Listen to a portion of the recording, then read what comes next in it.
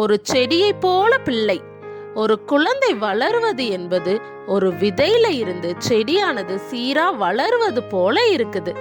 Mark 4:28 இப்படி வாசிக்க முடியும். முன்பு முளையையும் பின்பு கதிரையும் கதிரிலே நிறைந்த தானியத்தையும் பலனாக தானாய் கொடுக்கும். இந்த உவமைய சொன்னவரே சிறு விதையையும் சிருஷ்டித்தவர். அதன் தன்மையையும் அது வளர்வதற்கான சட்டங்களையும் நிர்ணயித்தார். இந்த உவமையில சொல்லப்பட்ட சத்தியங்கள் அவர் வாழ்க்கையிலும் நிறைவேறுச்சு.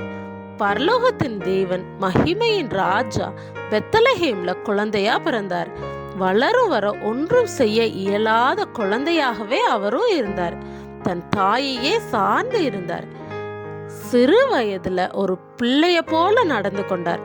தனது பெற்றோர்களை மதித்து அவர்களது விருப்பங்களை நிறைவேற்றினார். ஆனாலும் தன்னுடைய அறிவை பயன்படுத்த துவங்கின காலத்துல இருந்து சத்தியத்தை அறிந்து கொள்வதிலும் கிருபையிலும் தொடர்ந்து வளர்ந்தார்.